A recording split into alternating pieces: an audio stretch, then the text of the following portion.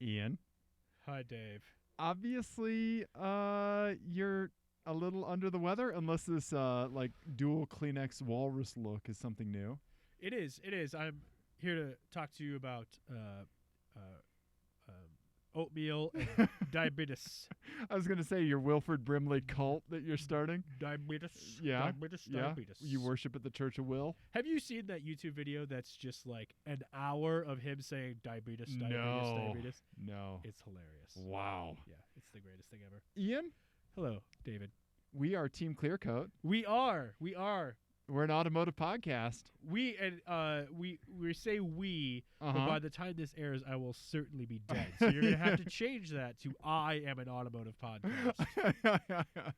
Yeah, we'll fix that in post. It's like when you hear somebody that's not familiar with what makes up a band say that, like he, yeah, or they'll say like, oh, like Aphex Twin. I really like them. I really like that Pink Floyd fella. Yeah, exactly, right. Yeah, so podcast party. This is working. That's even better because now it's out of my way. So, Ian, if you're not watching this on YouTube, you're really missing out. You are. I'm just gonna say. Ian. Yeah. So, podcast. You and me. Podcast. Yes. Automotive podcast. We talk about cars. We do. We talk about car technology. Yes, correct. We talk about how cars interface with culture as a whole. Correct. We also talk about high-minded. Yeah. And professional. As you stroke your nose pawns. Yeah. But Ian, I want to start this episode out with a gift for you. Oh God. Oh. I have a present for you, Ian. Is it health? No, it is not the cure for whatever the fuck you have. Yeah. But I'm just gonna like throw. Do you want to put it in a Kleenex? Yeah, there we go. And let's that's do a good that. idea. Now wrap it up. Okay, all right. I'm handing Get a barrier. Ian a small for just the listeners. Wrap it in a condom. Just a small package. Okay. Well, all right. I backed away. Now it says gift for you. I burned all my clothes. Okay. Yeah. Okay. Okay. All right.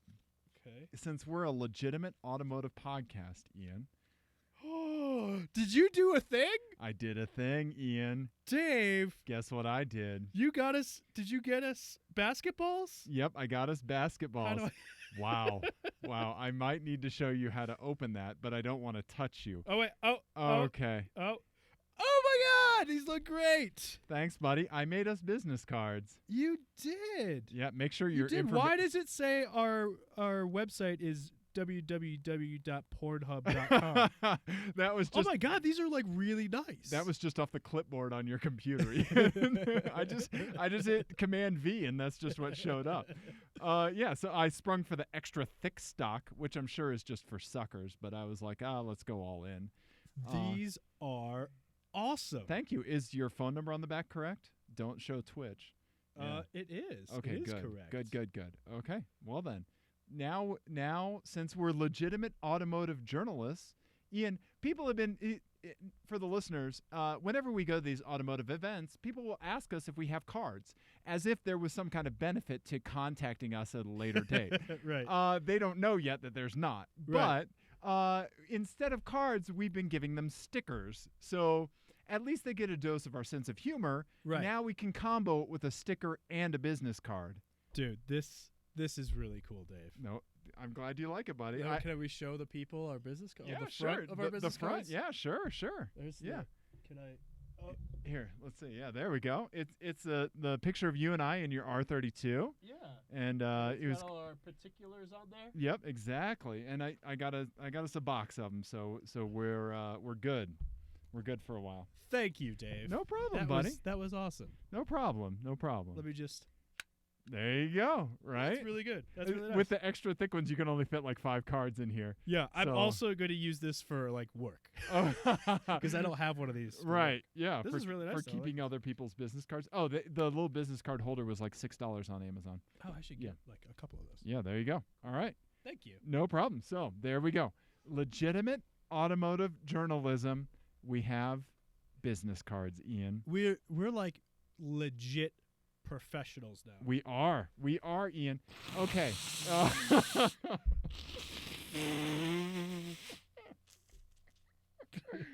Oh, Ian's sick.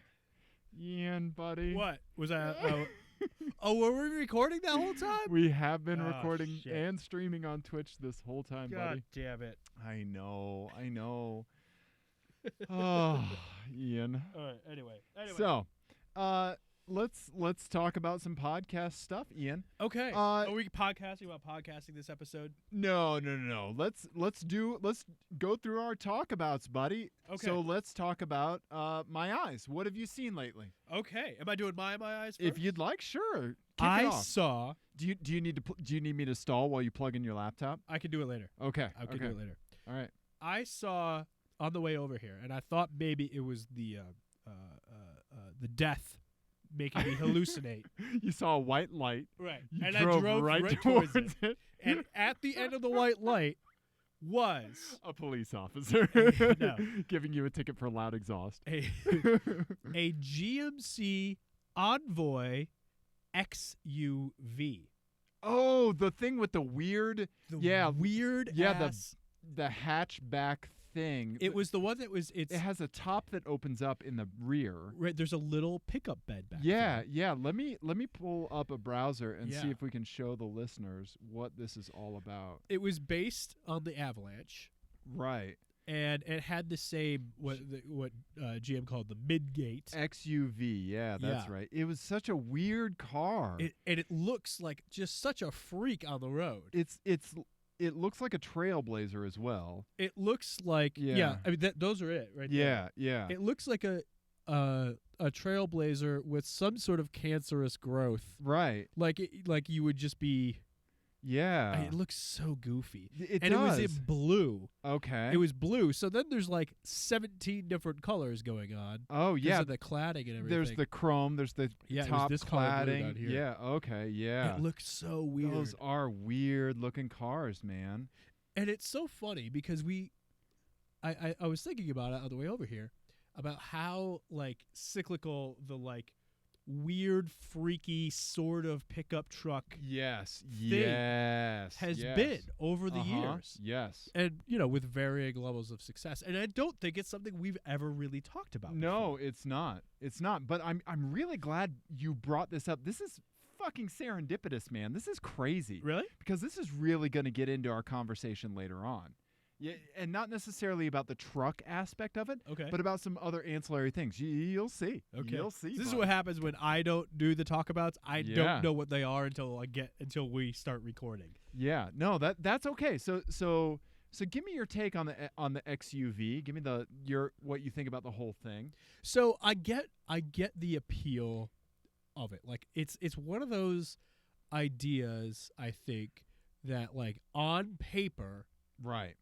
makes a lot of sense. Right. You kind of want a truck for those people that need a pickup like 6 times a year. Right. Yeah. Like you have to haul like 4 washing machines. Or something. You Like, know? yeah. You need a pickup truck functionality a couple times a year, and it turned out that like pet owners like them because you can Yep. hose out the back. Yep. Yeah. And you don't have to deal with having a pickup bed that's open, so like you can safely lock stuff in it. Right. You don't have to deal with strangers in parking lots throwing soda cans in it. Right. On the other hand, look at it. I know. Yeah, it is. It's so ugly. Yeah, and look at those tri-spoke wheels too. Yeah. Like that's pretty weird. But yeah, it's almost like a Chevy Avalanche fucked a Pontiac Aztek, and that's what you get. Yeah. Right? Yeah. Or like someone reversed an Envoy into an Avalanche at really Right. high speed. Yeah, and then threw a little bit of that GMC Malibu Max in there. That weird hatchback. Remember that? Oh, God. Yeah. Unfortunately, I do. I'm going to pull up a picture of that. Yeah. What were GM's designers doing in the early 2000s? Methamphetamines, buddy. Methamphetamines. Let's see. I can't find a picture of the Malibu Max. Oh, that's a bummer. Nobody bothered to take a picture of one. And then make it fair use. No, Shoot. they- Oh, they- MAXX. Yeah. Shoot. Dang. They Oh, took well. pictures, but the cameras all broke. Yeah, that's right. That's right. It tried to save them. Yeah. That okay. All right. So you saw an Envoy XUV. Yeah. And Yeah. I it's been years since Yeah. I've seen one of those things. Right. It turned out they sold less than 30,000 of them. Okay. The 3 or so years they were in production, which they were supposed to sell like 45,000 a year was the okay. target. Okay. They missed that pretty horrendously. This goes down in the list that we need to start making of cars that you see and then you instantly have a couple Google searches kicking off in your mind. Right. Because you saw that and you were like, oh, God, Right. how many of those did they sell? Yeah. Right? Like, Yeah. what was the last year they made that? Yeah. Right? Yeah. No, Yeah. that's a good point. Yeah. I'm trying to think what other cars make me do that. I'm sure a Honda Accord Cross Tour in a Yes. few years is going to do that. Exactly. Yeah. But Nissan Cross Cabriolet every of time course, I see one. Of obviously. course. Right? Yeah. Yeah. Yeah. Every now and then I need to look at a picture of the Pontiac Aztec tent kit that came with it. Yeah. Yeah. Yeah. Yeah. There's yeah. These weird little one-offs. Yeah. Anytime I see a Saab 97X, Yes. I kind of have the same reaction. Right. Yeah.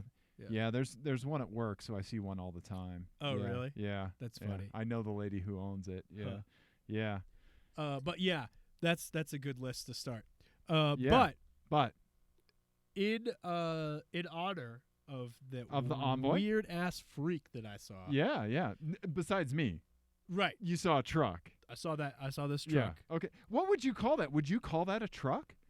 It's a body on frame. Right. It's not unibody. Right. But a lot of people just call casually an SUV a truck. Oh, nice truck. They don't say, oh, nice sport utility vehicle. Some people call it a car. Some people call it a truck. If you had to land between those two labels. If I know that it's body on frame, Right. I'll usually call it a truck. Yeah. Yeah. I'd default to truck for a larger vehicle like that, especially something that has like a quasi bed. Yeah. Yeah. Yeah, it is a truck. It really Right. is. Yeah. It's just a weird, freakish one. Yeah. Yeah. So this one is called A Lady in the Street and a Freakish Bed in the Back. Weird ass sort of pickups. Okay. All right. This 2004 GMC Envoy XUV will be the first selection. Okay. Oh wait, we didn't explain FMK cars. Yeah. What are we doing here? I'll explain it as I scratch my nipple here. All right. So FMK Cars is a game that Ian and I play on the podcast. We invented it while I was bored at a conference in Los Angeles. I also went to a conference in Orlando, and I was not bored enough to apparently invent a new automotive-themed game at that one. Anyway, FMK Cars. Let's see here. So we present each other with 3 cars, and you have to decide FMK. And so it's based on the classic game Fuck, Marry, Kill. F means you hit it and quit it. You drive it for a day. M means you marry it. You put a ring on it. New daily driver. That's right. And then K means you kill it, you crush it, and that is how it goes. So, Yes. Ian, FMK me. Please don't do all 3 of those things to me. But give me cars for me to FMK. Okay. A Lady in the Street and a Freakish Bed in the Back. Weird ass sort of pickups. I like that you just straight up ignored the rhyme for sheets. Yeah. Yeah. What are we doing here? Yeah. We're not doing that. Anyway. 2004 GMC Envoy XUV. Okay. I'm sure that interior is just plastic on plastic. Yeah. Yeah. All right. So here's an interesting one that is not available in the U.S. market, but Okay. there are rumors that some version of it may be in the future. Okay. 2016 Fiat Toro. Fiat Toro. Like Yeah. Toro lawnmowers? Yeah. Oh, weird. Okay. It's based off the Jeep Renegade. Oh, platform. okay. Well, that makes sense. Fiat Yeah. Chrysler. Okay. Yeah. Okay. I can totally see that. Look at the front end of it. It's really weird. Okay. Oh, weird. I love these through someone else's glass. Yeah. Yeah. Shots. View image. Let's take a look at that. Come on. Pull up. Oh, weird. Right? It almost looks like a Renault. Yeah. Yeah. Huh. Cool. I kind of like it. It's kind of funky, right? It has a big guppy mouth. Yeah, like a it has cat, like a catfish. 2-point. I can't remember what engine it has. It doesn't matter. It's got a Yeah. big mouth. Yeah. Little squinty eyes. Yeah, it's kind of weird. It's got those dual headlight things. It's got 3 headlight clusters. Oh yeah, okay. So it out jukes a juke. It's Yeah. like oh, headlights, bam, Yeah. motherfucker. we've got 6 headlights, and while your R32 is like, well, we have 6 fuses for one headlight, so we win. Lights on lights on lights on lights. That's yeah. right. Okay, all All right. right. Fiat Toro. Okay, that's kind of cool, man. Yeah. Okay, what's my third here? Your third one is a 1982 Okay. Plymouth Scamp, Oh, aka the Dodge Rambler. Okay. Yeah. Yeah. Scamp. Yeah, Let me see if I can remember. Oh, yeah. I knew a guy that had one of these. Shit, really? Dodge Rampage was the one that he had. Yeah. Yeah. So that's, yeah. Oh, man. Yeah. Right? Look at that. 2.2. I love the 2.2 Right? badging all over it. Look on the side, too. Deuce. Yeah. Yeah, going all in with the twos. First of all, an 80s car in black and gold? Come on. Right. Right? Yeah. Jeez. This was meant to compete against the Caddy, the Okay. Volkswagen Caddy. Okay. So I hate to say it, but I think I'm going to crush the GMC. Yeah. Okay. And then I am going The to mercy killing. Yeah. And can you imagine like just all the plastic shattering out of the crusher when Right. yeah. What do you mean? You mean that real chrome? Yeah, exactly, right? Yeah. 100% real, genuine, not fake chrome up there? Yeah. Uh-huh. Then I'm actually going to marry the Fiat Toro Nice. because it's weird and funky and I like it. Yeah. And then for a day I'm going to F the Renegade Scamp Rambler. And what you and I are going to do in this car, Ian, is Oh, I'm getting roped into this now. yeah, Ian. It has 2 seats, Ian. So you and I, we are going to, since we're going to go with the black and gold theme, right? We're going to dress like 80s. So I'm Sally Field and you're Burt Reynolds. Is what you're Yes, saying. exactly, It right? means you have to grow a mustache. Oh yeah, my mustache looks bad, but I'll grow it. I'll grow it. And what we'll do is You think your mustache looks bad, but I'm going to be dressed as Sally Field in that movie, and that's not going to go well. I think you might pull off a better Sally Field than I would a mustache. I don't know. I think those dimples could work it, Ian. It's not the dimples I'm worried about. It's more the shorts. Now just bring them way up. Oh, yeah. Way up. Oh, yeah. Yeah, I want the risk of hanging scrote constantly. So what we're going to do is we are going to fill it up with cassettes in the back. Uh-huh. All right? Oh, the bed is going to be cassettes? Full of cassettes. Cassette tapes. Yep, and then we're going to drive around and we're going to throw them at hipsters because they think it's a cool medium to bring back. Yeah. Yeah, so we're going to just hit them in the head with singles and stuff like that. That's what you and I are going to do for a day. Okay. And then after that, we'll probably cage it and race it. That would not be fast. I think what we would have to do, that car is so small, I think we'd have to put an external cage on it. We'd have to go Yeah. like exoskeleton. That would be such a cool Lemons car. Right? Right? Has anyone ever raced one of those at Lemons? I don't know. Somebody look that up and tell See, us. there's another car that is a Google search away. Right? Right? Yeah, can I Yeah. Lemons this yet? Yeah. I like that, Ian. That is a good FMK cars. Thank you. Yeah. What would you do?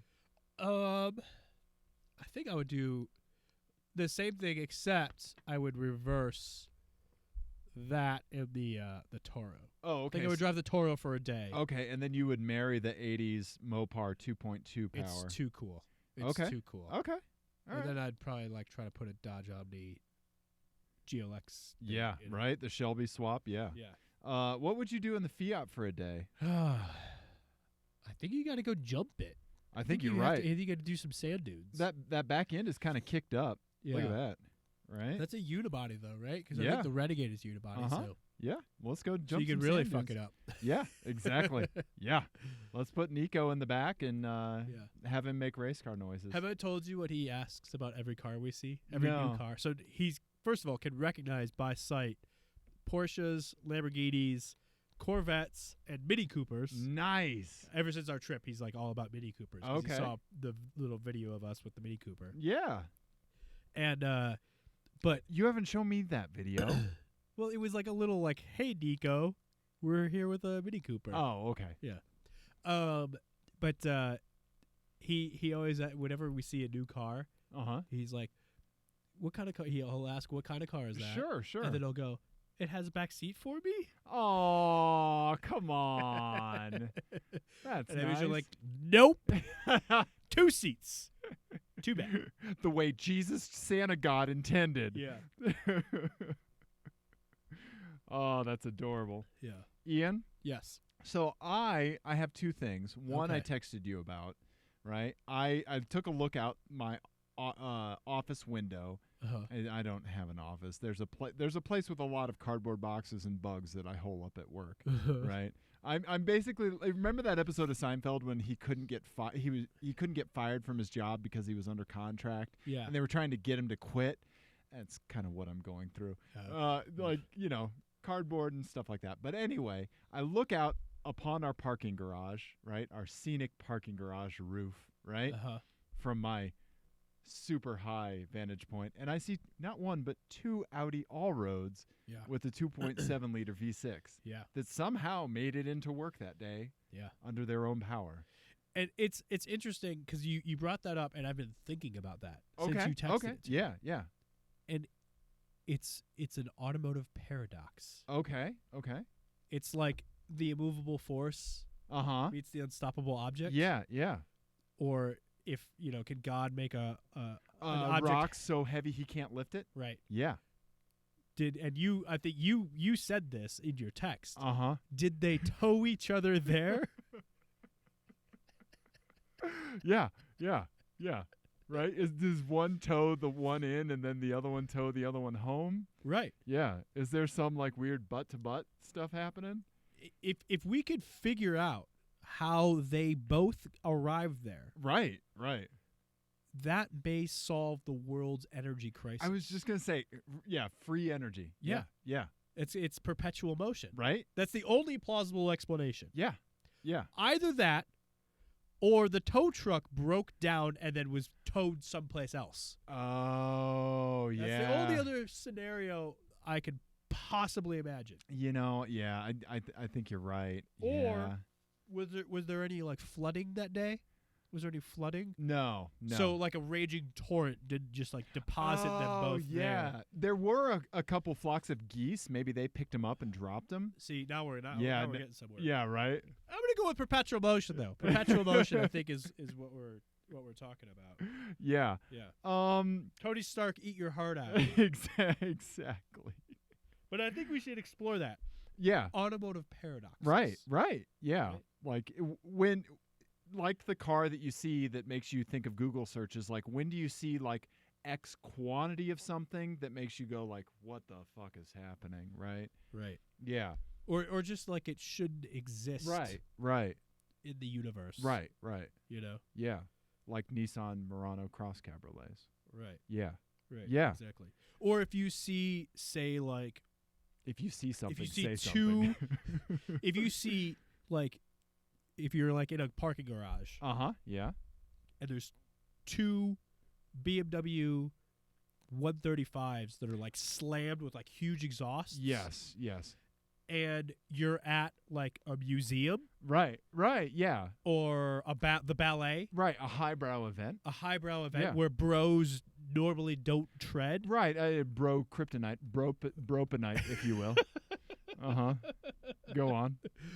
This tracks. Right. How did they get there? Yeah. Did they both have too much to drink at the previous night's Hoobastank concert? There you go. Now we're hitting it. You're right. Automotive paradoxes. This shouldn't be. Right. Yeah. And so you start gaming out like more and more ridiculous scenarios to explain the thing that is unexplainable that's in front of you. Exactly. Yeah. See, this is why we need badges. We need badges and a light to put on top of our car. I don't want to add any electric sears, so we'll add it to mine. We need nosy patrol, man. We need nosy patrol. Yeah, I'll just wave a flag outside of there. You go. Until the window breaks. Until the window actuator breaks, which is surely about to happen. Then like that guy I saw in traffic that couldn't wave hello out his window. He just opened his door and waved. You got to commend his commitment to gratitude, right? But yeah. So can you just imagine you and I rolling up on like just some unsuspecting person at a gas station or parking garage, just like, hey, I'm Dave. I'm Ian. Why? Here's our documentation. Why? Explain yourself. Yeah. Can I be good cop? Oh, absolutely. Okay. Can you be good? Is it gonna be a real stretch for us to sink into those roles? I've been method the whole time. Yeah. Like Daniel Day-Lewis and Lincoln over here. in real life, Dave is a real asshole. Yep. Yep. So it's funny that you mentioned BMWs because my eyes that I saw, let me see if I can pull up a picture of this. I saw a BMW 760i, okay, with the bangle butt, right? The 760i. So that's the V12 BMW 7 Series. Yeah. Right? Yeah. I saw one of those with temp tags. Oh, shit. Right? I love it when you see weird shit like that with temp tags. With temp tags, right? Because it's like, oh, shit. That's another situation where, like, that is less like an inquisition. Right. And more of like an intervention that needs to happen. Yes, you're exactly right. Yeah, like, I don't know what life choices led you to this point, but you need to reassess. You need some help. All of them. You need some help. Yeah, we're stepping in. So that we could call, that would be qualification for like the Team Clear Coat Aid program. Yes. Right? Yes. We could have some sort of like disability for cars. There you go. Once we have used the money to fix ours, we'll help you fix yours. Once we've bought Camrys for both of us, we'll and managed to not self-immolate. We'll track you down and talk you out of whatever terrible decision you're making. We'll hit you with a control rod that fell out of one of ours. Right. Yeah. The temp tag thing is fascinating. Isn't it? Isn't it? Yeah. Yeah. So, listeners, I would love it if people would be on lookout for weird things that they see with temp tags. Because I think it's not every state that would have this, so we should probably explain. So in a lot of states, the plate follows the car. Right.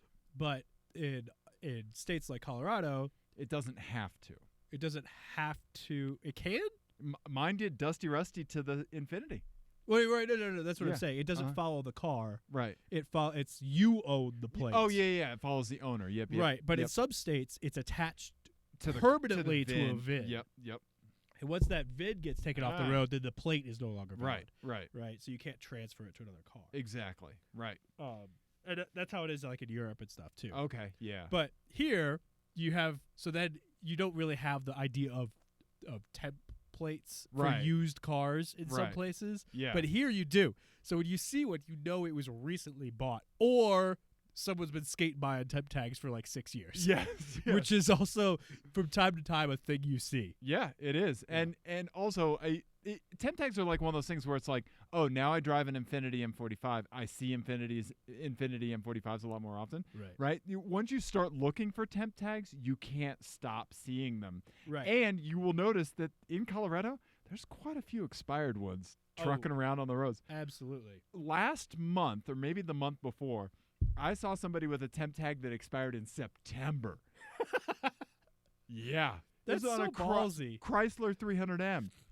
You know what? I saw today, this happened to be. Remind me, because I want to keep going with the temp tag thing for a second. Okay. But I had a run-in with a Chrysler 300M today. Oh, okay. Anyway, okay. so... and you were worried this would be a short episode. I don't know.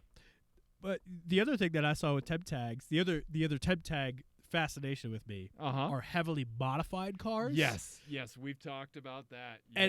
Yeah. That picture that I posted a little while ago of that Eagle Talon. Yeah, the modified Talon up at with the huge Golden Gate Canyon. No, it was up by Lair of the Bear, kind of in that area. Yeah, with a big ass front mounted intercooler. Huge front mount. And like all sorts of like weird ass gauges and shit on it. Yes. And it looked like it was kind of like a Fast and the Furious homage on the inside, like it used to be, and they were like, they started undoing that at some point. I loved it. Yeah, it was pretty great. Yeah. Yeah, that had temp tags. Right? And you're like, I mean, I appreciate the effort. I really do. Yeah. This guy. Yeah. But dear God, man, right? That's a terrible idea. The only thing I can think of is if something like that has temp tags, like it's been down for a while and they've been working on it for a while and just got it streetable again. Oh, that could be. That could be, or it traded hands between friends or something. Yeah. But yeah. Because Dusty still cracks Rusty's me up. going to go through that when we get it back up and running. Right. you It know? still cracks me up when I see that sort of stuff. Right. Right? Yeah. I love it. I Yeah. love it. It's great. So I don't want to forget about your 300M run-in. Do you want to run through that? Because I have another My Eyes we can come back to Okay. that will take me into my FMK cars. Okay. Yeah. Let me do my 300M thing real Okay. quick. Yeah. Sure. So I'm gonna pull up a picture of 300M so I was. the lucky internet can see it. So I was driving north on Downing, and I was at Spear, and it's a busy intersection, Yeah. and it's a weird intersection because Spear is like divided, and it's one of those ones that has lights for both Yep. parts of the road. Oh yeah, I've been in some very close calls at that intersection, Yeah. man. Yeah. So it's clear that we're not going to make it through Right. because the cars have stopped on the other side, and there's Sure. just that little bridge there. Oh yeah. Okay. And so there's a Chrysler 300M in front of me, Right. and he realizes it too late Okay. and stops in the middle of the intersection. Oh no. And okay. I stopped a little short, and I tried to give him as much room as I could to let him back Right. up. Right. Back up. Right. So he backs up, Uh-huh. and first of all, he comes coming in hot. Oh no. Okay. Yeah. And I've got traffic behind me, so I can't. Right. I have nowhere to go. Right. Right. And so I beeped at him to let him know, okay, stop. Mm-hmm. But then he sat there with his backup lights on. Oh, I've seen people do that before. Yeah, the reverse lights. Yeah. The reverse lights were Right. still on. Oh no. So then light And so turns green. So I'm sitting there at the red light, Yeah. and I'm thinking to myself, like, how long? What's the appropriate amount of time Right. to give right. this before I start acting like a lunatic? Right, because more than likely he's forgotten that he's in reverse. He had. No. So I'm like trying to do the math on like what's the proper Right. the proper length of time, Right. and then finally I'm just like, okay, I'm just gonna give him a little honk Right. and then point at Right. his backup lights. I'm like, how do you? Yeah, we need a hand signal for that. Like, Yeah, right. we need a universal hand signal We for all need to learn ASL. yeah. Yeah. Well, and then backwards so they can see it in the mirror, Right. Yeah. right? This guy. That's what I like about you, Ian. Do you guys see the kind of contributions that Ian brings to the Team Clearcoat podcast? That right there. Yeah. I just make a business card. That right there is fucking genius. Anyway, Right. So I hung at him, and then he starts gesturing at me like, "What do you want? Right. What Right. do you want? right. What do you want?" Exactly. And so there's like 6 inches behind me and the car, and I'm like, "Sorry," and I back up a little bit, and I tried like a bunch of different hand signals. Right. I tried going like this, like Right. a column, Like a column shifter, shifter. Yeah. Uh-huh. like this, right. and then going like this, Uh-huh. Yeah. forward, Right. column shift forward, Yeah. and he was just like not getting it. Well, yeah. And of course, the light turns green, and Uh-huh. he's still gesturing at me like I'm an asshole. Right. And then his car lurches back and almost hits me. Yep. And then I was like, "There you go." Yep. Then I got to do the "there you go" Yep. hand gesture. And here we are. Yeah. Yeah. Yeah. Right. Well, I'm glad he didn't hit you Yeah. because that's the last thing your Volkswagen needs. Or maybe the very thing my Volkswagen needs. That's right. You did fix your key by going snowboarding and falling on it a bunch of times. Yep. Yeah. I don't know. Still working now? Yep. Nice. Haven't nice. gone snowboarding again. So I just gotta. Every other time I go snowboarding, it's gonna work Yep. or not work. Yeah. I like that. Oh God, yeah, no, that's a scary thing to see somebody sitting at a stoplight with their reverse lights on. Yeah. Because every now and then you'll see a car that's messed up.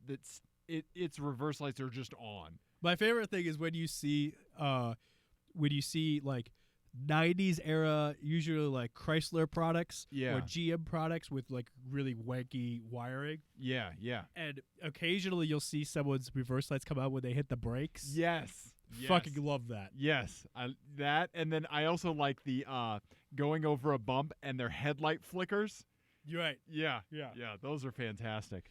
The reverse light thing. Pontiac Grand Prix are known for that. Yes. The reverse light thing though does remind me that I have a rant about reverse lights. Really? Yes, I have a thing about reverse lights. Do you want to get into it? Yeah, it'll be really quick. Okay. GM does this thing where when you lock the car, Yes.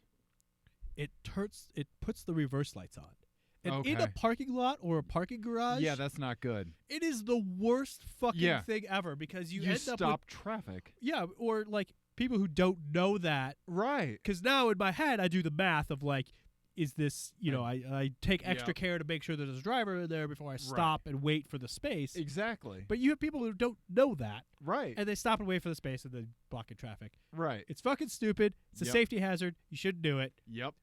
And the backup lights, it like reduces the impact of backup lights. Right. Exactly. They should be reserved for one thing. Backing the fuck up. I'm backing the fuck up here. Yeah. Yeah. I'm sorry, Dave. I took over your section. No, Ian. I don't know if you know this or not, but shows kind of run on a loose format. But honk it, Ian, honk it.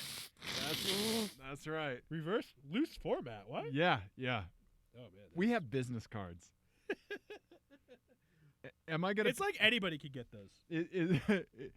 Was there an alarming heft to the Kleenex? There was. Oh yeah, that's. Oh yeah. So I'm gonna take Zycam and for the love of God.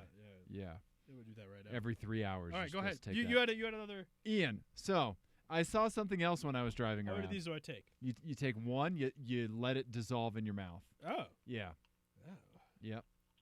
Just like at your mom's house. Is that? Oh boy, Ian. When she gives you Zycam because she's nice and would take care of you if you were sick. What else could I have possibly meant? Exactly. Ian, or maybe a B12 supplement. My dad's the big vitamin user in the house. Yeah, I don't do vitamins. Yeah? Don't care for them. Huh. I figured that's a real stretch for somebody like yourself, right? Bullshit micronutrients? Nope. Anyway, continue. Ian. Yes. I was driving around near my house, and I saw something that all of us, everybody listening to the podcast has seen. Okay. All right? I saw a Mary Kay Cadillac. Yes. In pink. Yes. Right? Yes. So the Mary Kay Cadillac, that is another car that caused me to do some Googling because I didn't know what was behind someone getting a Mary Kay car. Right? So they don't own the car. They just get to use it. Oh, I didn't know that. Yeah. See, this is why I was doing some searching. Huh. Right? Because you always think like, oh, somebody that's successful enough with Mary Kay just gets a Cadillac. No, they don't. So you have to have a certain quantity of people on your team, right? And then also known as suckers. Exactly. So in this cult, pyramid sales platform, you have to all of those people have to meet certain sales metrics, and then you have to meet them yourself, and then you get the privilege of driving around in a pink Cadillac. Yeah. And it's for anybody who doesn't know, it's this weird light pink. Yeah. That really does stand out. Really distinctive. Yeah. Yeah. Yeah. And I mean, I like something that stands out. So wait, so that means you can kick ass, and everyone on your team can kick ass. Yeah. But Susan can slack off. Yeah. And you don't know Cadillac. Yep. And you get your Cadillac taken away. Wow. Yeah. Yep. So that got me thinking about corporate cars, right? Corporate branded cars. Okay. So Ian, in this FMK, you are the corporate spokesperson, right? And for the and it is also your occupation. Okay. All right. So first up, we have the Mary Kay pink Cadillac. Okay. All right. Second, Ian. Oh, so that involves you selling makeup, right? Okay. And I'm also the spokesperson for Mary Kay. Right. Yes. Okay. All right. You know what I would have done with this? What's that? PR disaster that you have to handle. There you go. Yes. Yeah. Like turns out the mascara is made from acid. Right. Exactly. It's been giving people MRSA. Yeah.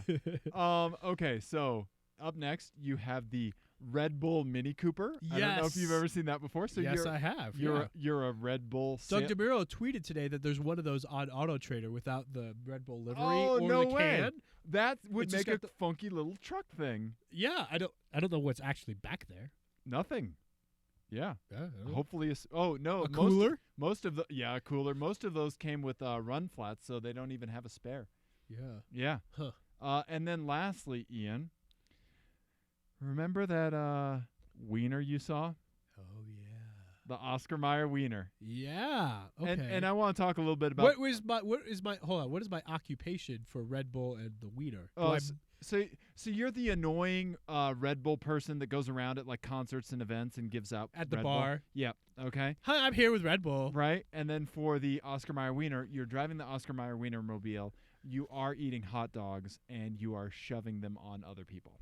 Can I just throw hot dogs at people from the Oscar Mayer Wienermobile? If that's what the sales technique is that you'd like to use, go for it. Yes. Okay. I am in. All right.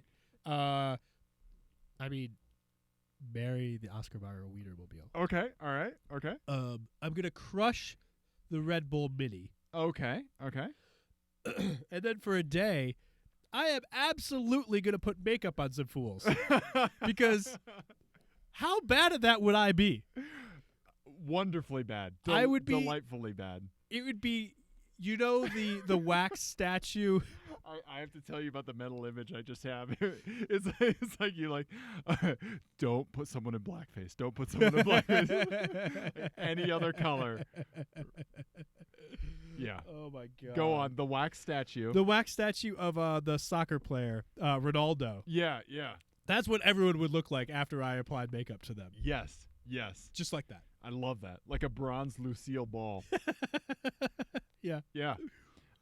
So I think you made the right choice, Ian. And one thing that I don't know if we mentioned this on the podcast when I had seen the Oscar Mayer Wiener before, the Oscar Mayer Wienermobile, is that car has a freaking impact on people. Yeah. People go nuts for it. Like, yeah. I saw it and I just smiled. It made me happy. And there were people like crossing this 4-lane street. That's at Alameda and Virginia. Yeah. Down by the Glenwood or whatever Target. Yeah. It's a busy goddamn street. It and is. people are like dashing across it to go take selfies with the Oscar Mayer Wienermobile. I think that if you were going to have a talk about most iconic cars of the 20th century. Yeah. That is in the discussion. Oh, yeah. Hands down. For sure. Hands down, yeah. Because, I mean, it's something that reaches across car culture, right? Oh, yeah. It transcends car culture. Definitely. Into culture as a whole, for sure. Yeah. It's like Model T. Yep. Beetle. Yeah. Fiat 124, Oscar Mayer Wienermobile. Right. Yeah. Like Subaru Brat, right? Like, or a little pickup truck, right? Yeah. God, right? Yeah. I remember the first time I saw the older version of this when I was a little kid. That was I was probably 9 or 10. Yeah, and it was parked outside of a grocery store. Yeah. In Kansas City, and it was so cool. Like, I just remember the employees, like, talking to people and everybody. They had like little things you could read about the car, and Well, and you have to remember too, like before the internet, yeah, it would just appear. It would just show up. Yeah, and like now they have like an Instagram page, and because so you could follow it because all of our toothpaste needs to have a Twitter presence, because we live in a dystopia and connect to your router, right, and control the temperature of the light bulbs in your bathroom. Right. Yeah. Why does my hemorrhoid cream need Wi-Fi connectivity?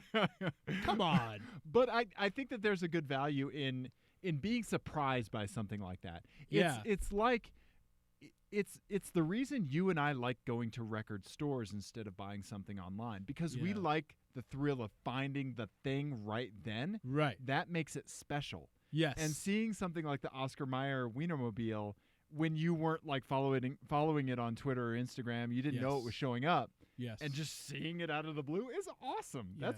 That's just a little for the day. Yeah. No, absolutely. Yeah. That's why I like going to record stores when I travel. Right. Because now I have, records that I spent $3 on someplace, but I remember where I got it from. Yep, exactly. And I remember the store, and I remember looking through the bid and the whole thing. Yeah, because it's an event instead of just an acquisition. Yeah. Right. Whereas if I had, gotten drunk and just spent $30 on eBay, I would have, usually I would get surprised by that. That's when just it shows Tuesday. Up the house. Yeah. Yeah, it is. I ordered the entire All in the Family collection on VHS. That's an old Onion article. Yeah, I can't even take credit for that. Yeah, so that's good, Ian. I like the FMK. I like the you made the right choice. Yeah, is that what you would do too? I would definitely marry the Oscar Mayer Wienermobile, and then I don't like stomach ulcers, so I would have to crush Red Bull. Yeah, I have never had a Red Bull ever. What? Really? Ever? Yeah. I mean, yeah, I have had them a lot, but right. I don't necessarily enjoy it. Yeah, yeah. Anyway, Ian. Yes. I did some legitimate automotive journalism while you were gone. You did, and Yeah. I am anxious to hear about it. You have refused to tell me about it until now. So it was a Kia event for the Kia Niro, and it was our buddy Andrew put it on and hosted Kia at this event. I'm going to pull up a picture here of the Niro. So it's Kia's little sport utility crossover thingy, right? And the thing about the Niro that we saw was that it is their plug-in hybrid version. Oh, okay. Okay. So I really do like the idea of a plug-in hybrid car. Is that their first hybrid in the U.S.? I think it is. Because Hyundai has one, the Sonata. Hyundai's been making hybrids for a while. Right. I think this is Kia's first entry, but I'm not sure. Okay. Anyway, so obviously we're excited about Kia as a brand because Stinger, hello. Yeah. But this presentation was about the Niro plug-in hybrid. So besides the bad choice of font for the for the logo, right? I don't mind that. I think it's just it blends together too much. Okay. Not enough kerning. Yeah. Let's talk kerning on the automotive show. Right? Hello. Yeah. That is my problem with it. So I like the idea of a plug-in hybrid, and I wanted to get your thoughts on this. So you have a car you can plug in and travel. I think the all-electric range on this is about 30 or 35 miles, which is pretty cool. So, like, let's say I only live, 4 miles from where I work. I could drive back and forth to work every day on nothing but electric. Right. Right? Yeah. What? Give me your thoughts on that plug-in hybrid short range push that some people are making, because the Ford Fusion has had this model for a few years now. Right. Yeah. Yeah. I mean, it's the same that the Prius has had too. I mean, the Prius has been plug-in hybrid for a while now too. It's I don't know. It's obviously a half measure, and I'm not sure that I would. It's not something that I would want. Right. Because any time that I've driven a hybrid, just the feel of it isn't quite right. Like there's you can tell something is happening underneath you. You're right. In that moment, especially with the regenerative braking and stuff, like the feedback is just strange. I get the practical argument for it. Right. But yeah, I don't know. But I think it takes an interesting direction for cars, and I definitely want to. This is the meat here, right? Like we're getting to the pistachio nut right here. Yeah, I feel like you have something in mind, and I'm not going the direction you want me to go. We're cracking the shell, buddy. Right. We picked it out of the bag, and it's that one that that's not already split. So we're like hitting it with the bottom of a mug, right? Anyway, so I think that a lot of this is a lot of push for these kinds of vehicles. The selling point is that a lot of people are trying to pass them off as this is the vehicle that can do it all, right? Which was kind of a push for sport utility vehicles and crossovers, right? It's the vehicle that can do it all. It is a plug-in hybrid. It can do short electric commutes. You can take it on road trips. You could take it on some dirt roads. You can, throw a couple pets in the back. It's the car that can do it all. And so let's talk about that and all of the compromises that are associated with having that kind of mentality around a car. Right. Yeah. Right? Yeah. And we've talked about this before with the crossover thing. We have. And this does take it kind of to another level of like when you try to do, all things for all people. Right. You're inherently doing some of those things less well. Right. Than if you concentrated on them. Right. And the other, the the instructive example of that is actually, stay with me, the new Ford GT. Okay. Because everyone, the embargo lifted like last week, and so all the reviews came out all at once, right? Right. And a few people compared it to the previous generation Ford GT from 2005. Okay. Which makes sense. And because this one was developed as a race car, right, you could apparently you could feel that on the road. So it's compromised as a road car because it had a purpose. Right. And they basically made a race car and then homologated it to Right. make it legal to race at Le Mans. Right? Instead of making a car that just happened to be able to race well, like say a Corvette. Or Stingray or something. its competitor, the 488, Right. Whatever. Exactly. So it's really, really good at being a race car, Right. but somewhat compromised on the street. Exactly. So when you're making something as complicated as a car, Right. you're always making compromises. Yep. And so when you put those, it's like those. You ever seen that graphic of cheap, fast, good? Yep. And the sliders. You can have two. And the sliders move whenever you try to put both of them, all three of them in the up position. Yep. It's like that with Right. when you design a car. You can have it look nice. You can have it, be aerodynamic. You can Right. have it be fast. You can have it be practical, Right. cheap, right? And all those sliders move around based on those other inputs. Yeah. Yeah. And I think that and I know I personally don't like it when all those sliders line up in the middle. Exactly. Right. It's just I need something more. Right. I want a direction. I want a vector for that car to live in. Right. Right. So It's the other correlator is the. Do you remember when NPR a few years ago commissioned or maybe it was just some professor that did it the world's most likable song. Oh, okay, the song done by an logarithm to be the most popular song. Right. And it was basically just based on math. These are the elements that drive all of the most popular songs for the last 50 years. Right. And it just sounds like a cacophonous mess. Right.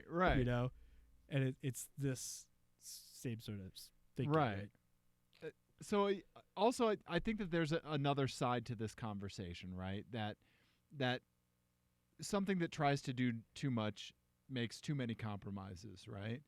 But also that I think a lot of people, when they're looking for a car, and I'm going through this with a friend of mine right now, right? So he has a nice late 80s Toyota 4Runner, right? And a 1999 Saab 9.3. The HOT, high output turbo model. Oh, okay. Right? It's close to the holy grail of Vigan. Okay. Right? But it's a fantastic Saab, and he takes great care of it. So he has those two cars, right? So if he wants to go hike a 14er, which he does, 4Runner, wants to drive around in the winter, Saab or 4Runner, road trip, Saab, right? All of these great, and both are manual transmission. They're fantastic. Make a donation to his mechanic, Saab. Exactly. Right. You're exactly right. Yeah, I think the 4Runner has over 250,000 miles on it, and it has only had head gaskets. Wow. Original engine and tranny. Wow. Yeah. But anyway, with that, I mean, obviously there's the downside of having to manage two cars, right? Yeah. But if you were to try to replace it with one car that could do everything, that wouldn't be something that you would like to live with on a daily basis. I think that a lot of people, if you look at how often you use that car for, say, going to the trails to hike a 14er, right? That's, say, 5% of the overall use. Right. Why should you buy a car that works very well at that 5% and have to live with that 95% the rest of the time? Those drawbacks. Obviously, I agree. I mean, right. Yeah. My joke about that is I need a pickup truck twice a year, which is why I daily drive a pickup truck. It's also why I'm wearing a condom right now. Exactly. Because you coitus twice a year. You never know. 24 hours a day. Got to move a washing machine or coitus. Yeah. Yep. Sometimes both. tricky, Yeah. but doable. Because you know why? I'm prepared for both. Boy Scout, always be prepared. Yeah. That's right. But I do feel like, I mean, obviously I do that, right? I have a car that I can take to the track and I can drive on the street, and that's inherently they're compromised for both. Right. But that's a conscious decision I've made, and I feel like this segment, we've slipped down that thing where now people are just buying them without thinking about it, right? Right, It's right. Just, this is just what you do now, Right. you know? And so they're adding features to get that extra push, Right. right? Because we've all the audio is perfectly normalized. There's Right. no peaks, Right. right? All of those sliders are evened out, and now they're just adding another slider to it. Yeah. Yeah.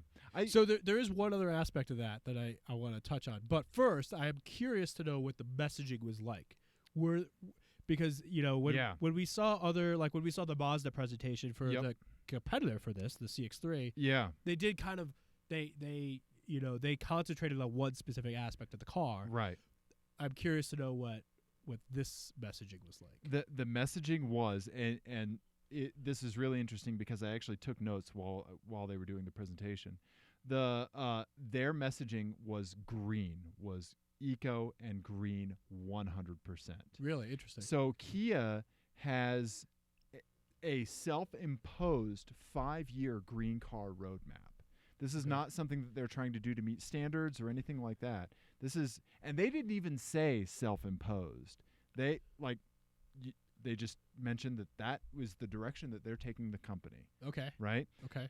So it is a definitive entry into eco territory for Kia, and that's their big push, and it's a stepping stone to all electric models. Okay. Yep. Okay, that makes sense. Yep. And what's the? Is there an EPA rating on this yet? It's up in the air. Yeah. Okay. Yeah, it's up in the air at this Okay. point. Yeah. So, yeah. It's a funky looking little car. But like as I was hearing this presentation, it just made me think about a lot of people. Like people ask me for advice about bicycles, right? Which Right. bike should I get? I want a bike that can do everything, Yeah. right? And like you can't. There is no one car that can do it all. There is no one bike that can do it all, right? Right. Like I like a cyclocross bike, right. but you can do some dirt trails. Well, like you I say like that, but it depends on how stubborn you are. You're exactly right. Also, I like my Infinity that I can track if I'd like, but is also a nice place to be every day. Right. Right? Right. Exactly. Yeah. Yeah, because you're more stubborn. Yeah. Then it is hard to track. Exactly. Yeah. Yeah. Hmm. I don't know. I mean, I'd like to drive it, but I'm slightly dubious of it. Right. And I'm dubious of that whole segment though. So it's not like right. It's like me saying that, Right.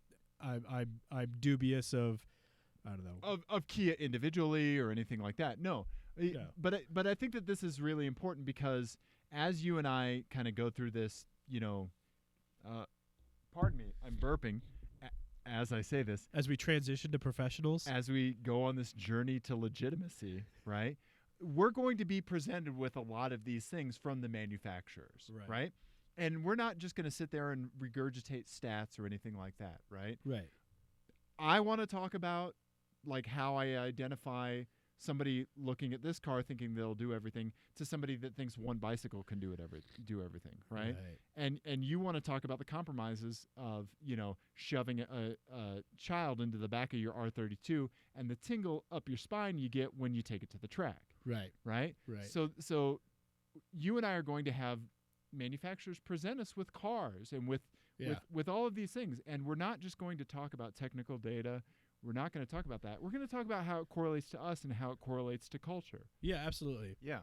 So one thing I do want to touch on, and this is something that actually the last episode of Top Gear this season talked about, and I saw that. Here. You really? Nope. Oh, I got you with that one. Anyway. Yeah. Do you want to play poker? So Chris Harris was talking about, the move towards turbocharging in sports cars. Yeah. And how, really it's not that we're running out of ways to make power. Right. It's for emissions and for Yep. and for mileage, right? Fuel efficiency. Yep. Fuel efficiency. But he brought up a good point, and it's something that other people have brought up, but it was just the most recent iteration of it. And this car, the plug-in hybrid model, Right. is very much guilty of taking advantage of this. And it's the way that those numbers are arrived at Right. don't really correlate to how people actually drive. Right. Exactly. Because theoretically, if you supercharge a car, your gas mileage will go up. Right. If you drive it, Exactly. like it doesn't have a supercharger. like it doesn't have a Yeah. right. Yeah. But for the jury is definitely out as to whether or not a turbocharged engine driven flat out right. is actually more efficient or cleaner or whatever than a naturally aspirated one. Right. Right. Right. So, and this helps. This is sort of some of the subtext to the Volkswagen scandal and all of that. Yeah. And also the thing that I started thinking about this, and I was like, well, this has kind of been done, but the tie-in that I thought of was a conversation we had with Alex Roy about the SAE autonomy levels. Yes. And how they lacked context. Yes. And this is the place where regulation really falls down. When people complain about regulations, I think part of it, a large part of it, is that they seem arbitrary and dumb because they lack context. Right. Like there's some intelligence in there, but if you don't also apply context, then they don't make any sense. Just like level 3 autonomy is not the same thing, or level 4 autonomy is not the same thing on the highway as it is in a city center. Right. And, the efficiency gains from a turbocharger are not the same on a hatchback as they are on a 700 horsepower, supercar. Right. Or a pickup truck. Right. Or, Right. and the way that those things are driven. Exactly. And we have one testing cycle. Right. Right. So I don't know how to necessarily fix that, but those are I think when we start advocating for more legislation and those sorts of things, Right. I think those are the pitfalls that we need to be conscious of to not fall into of just having blanket regulations that don't apply to anything real. Right. It makes it even more impressive, the intelligence of the individuals that wrote the Constitution, right? Because they wrote it with such a voice where there wasn't really specific context applied, but enough that a lot of it couldn't really be debated that much, and it worked going into the future, right? And a lot of people shy away from context when they're writing regulations because it by doing that too much or in a bad way, you do not make it future proof, right? Those kinds of things won't carry forward, as we all evolve culturally and everything else, right?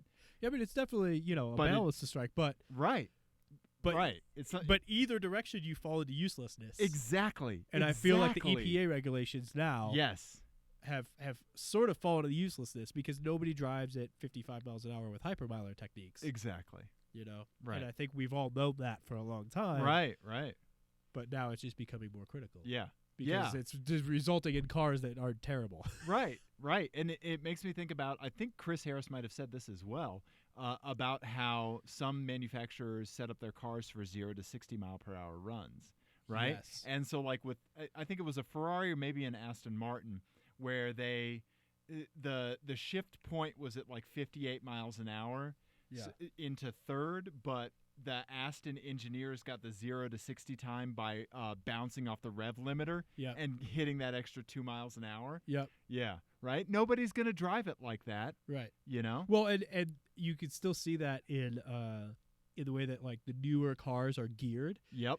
So like they'll have like 8-speed transmissions, but they're geared like 6 speeds. Yep. So you have like 3 super long gears for no reason. Right. Just so you could have second gear 60. Yep, exactly. Yeah, the Saab was geared for second gear 60. Yeah. That's so crazy. Yeah, the tallest second gear in the world. Yeah, and then you add like Vigan turbo boost lag on top of that. Yeah. See, so there's this one turn. Sometimes I go riding at Green Mountain, right? And so you go down Dinosaur Ridge, and there's that uphill to Rooney Road, I think. Yeah, I know what you mean. Yeah, so you Dinosaur Ridge, and then it's blocked off, no cars can go up there, and so then it's like this steep little uphill, super sharp turn, and it was too fast to take in first, so I just try to freaking stay on boost, or around that turn and not put anybody in danger. But like it would just second gear so tall in that car, I'd come around the turn and just fall out of boost. Oh my God! I just ran into a tree. Right. Yeah. So anyway, yeah. I'm glad the conversation evolved like that, and because this is really like what just happened now is an indication of how you and I are going to find our voice in the journalism world. Yeah, absolutely. Absolutely. And because people are going to show us cars.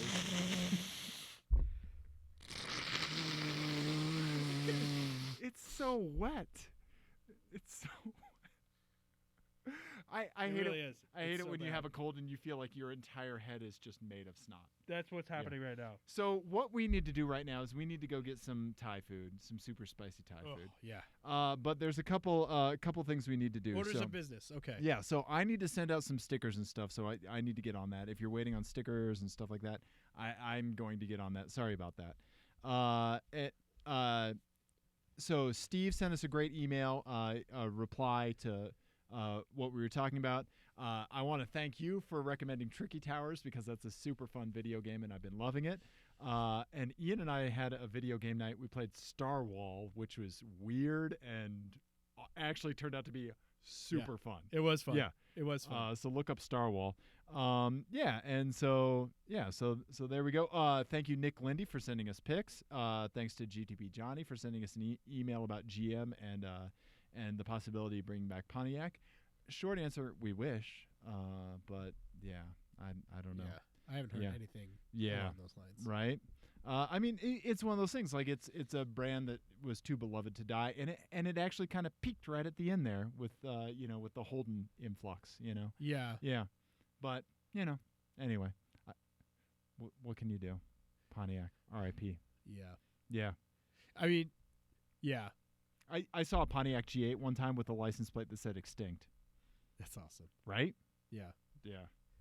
Yeah. I don't know where they would fit now though with their brand identity, like the way that that GM has moved Chevy, right, and honestly Buick and Cadillac, right. They're all kind of leaning more sporty than they once were. It's all just too incestual to bring back Pontiac. Yeah. I think so. I think they would just start siphoning sales unless they did a one-off Trans Am. Right. Yeah. Oh my God, how sweet would that be? That would be pretty cool. But right. I just don't see it happening. That would be cool if they brought back like the Firebird. Right. Yeah. Huh. Anyway, we need to wrap it up. I need to pee. I do too. Let's talk. It's a good thing I have 2 bathrooms in this house. Yeah. Yeah. Plugs. Why Ian? do I keep peeing in your bathtub then? I haven't told you about the second one. I just don't want you to sully it. Oh yeah. Understandable. Plugs, Ian. Yes. It's a long list. Ready? This is your new favorite part of the show. TeamClearCode.com. All right, there you go. Send us an email, rate and review us on iTunes. Yes. Thank you, everyone, very much. Yeah. I'm gonna go die now. Go to Best Buy and subscribe to Team Clear Code on all their computers. Please do that. Tell some friends. Yes. Do all of that. All right. Okay. Okay. Bye.